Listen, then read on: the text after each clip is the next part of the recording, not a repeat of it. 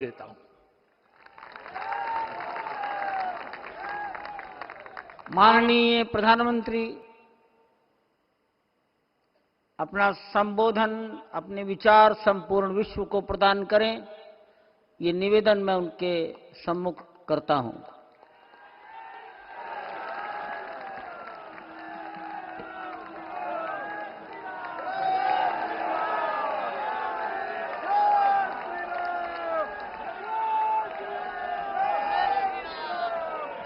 सियावर रामचंद्र की, सियावर रामचंद्र की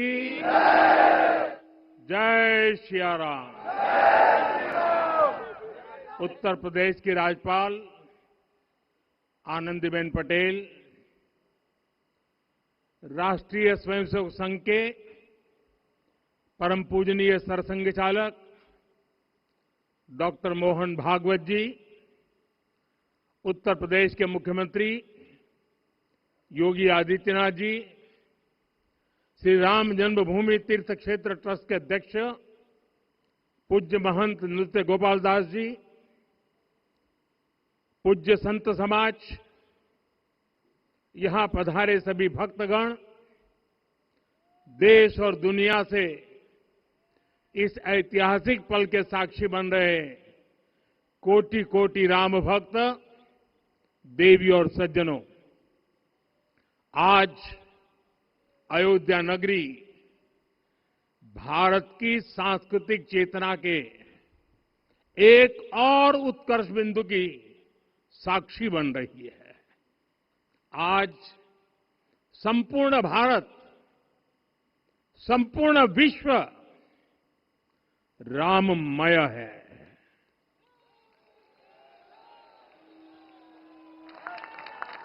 हर राम भक्त के हृदय में अद्वितीय संतोष है, असीम कृतज्ञता है, अपार अलौकिक आनंद है।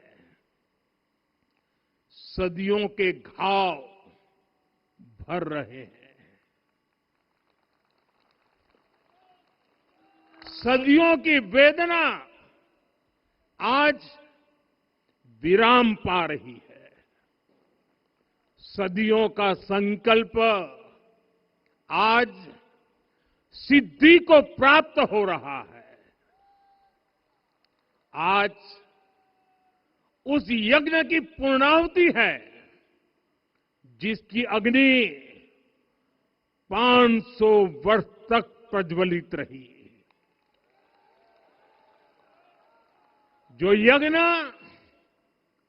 एक पल भी आस्था से डिगा नहीं, एक पल भी विश्वास से टूटा नहीं।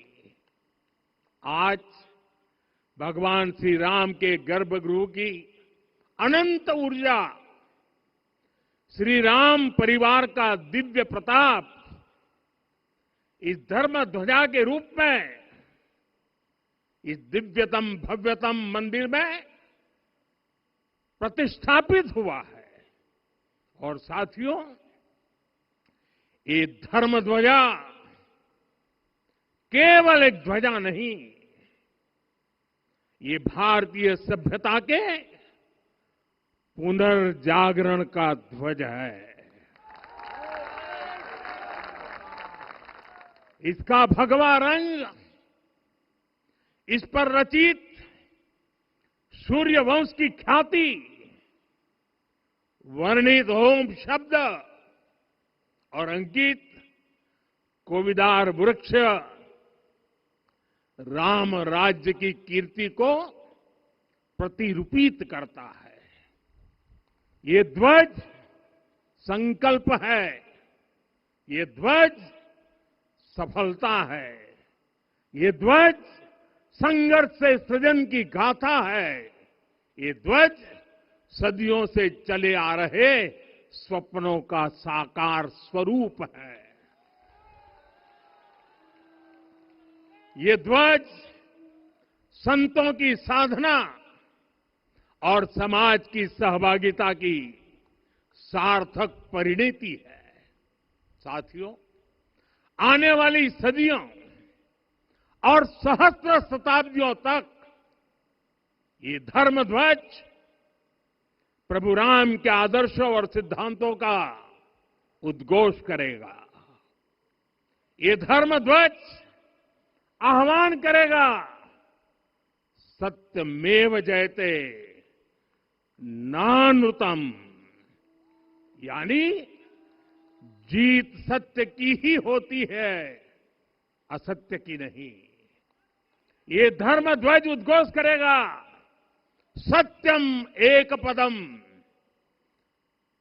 ब्रह्म सत्य धर्म प्रतिष्ठित, अर्थात सत्य ही ब्रह्म का स्वरूप है, सत्य में ही धर्म स्थापित है। ये धर्म ध्वज प्रेरणा बनेगा, प्राण जाए पर वचन न जाहि, अर्थात जो कहा जाए वही किया जाए। ये धर्म ध्वज संदेश देगा, कर्म प्रधान विश्व रची राखा, अर्थात विश्व में कर्म और कर्तव्य की प्रधानता हो।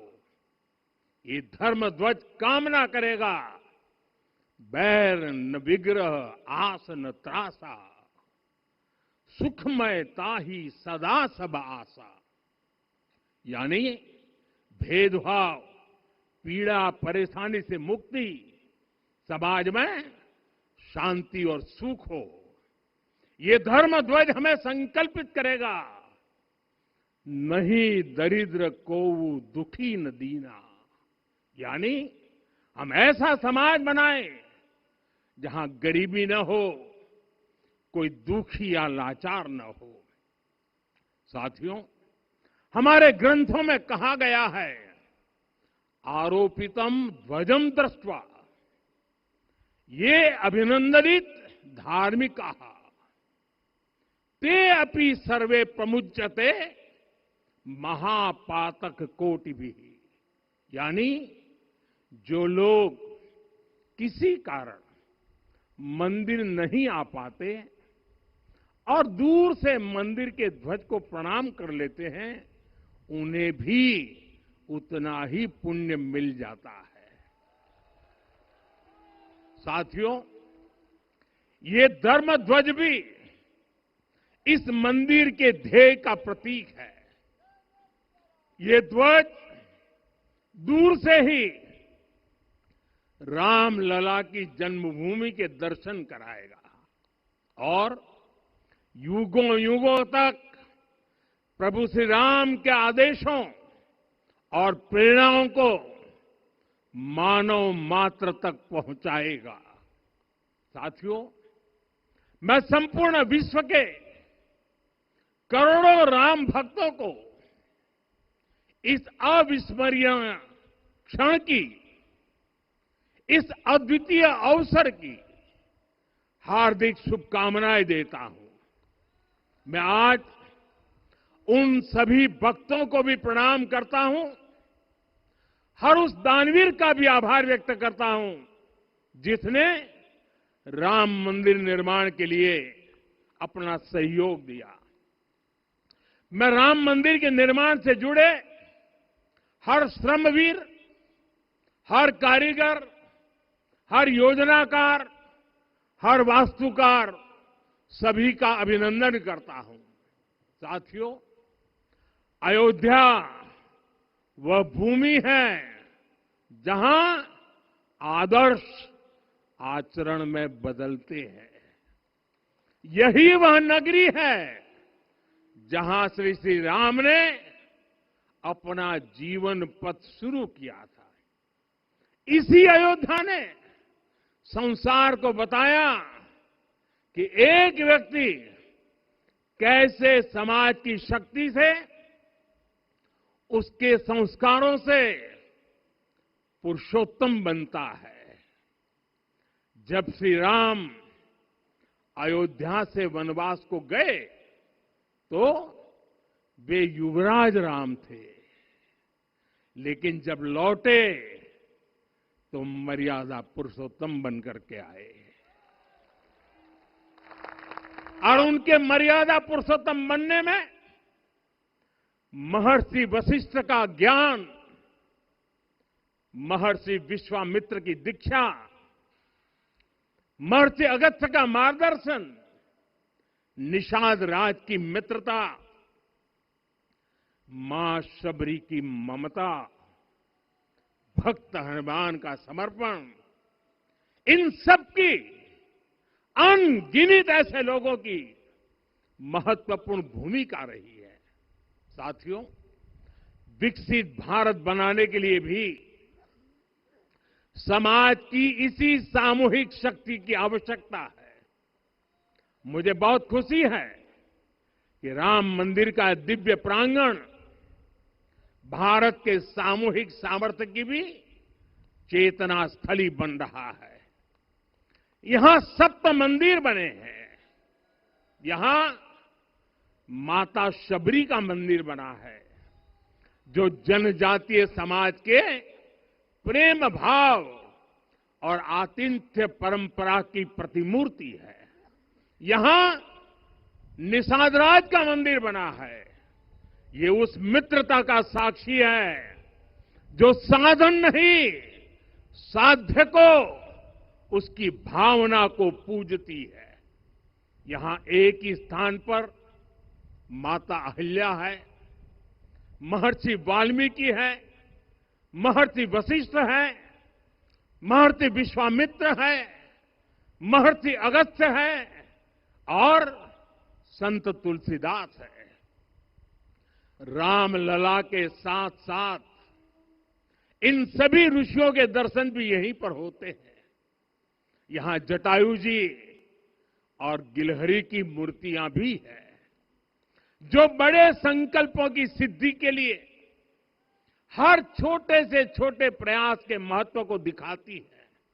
मैं आज हर देशवासी से कहूंगा कि वो जब भी राम मंदिर आए तो सप्त मंदिर के दर्शन भी अवश्य करें।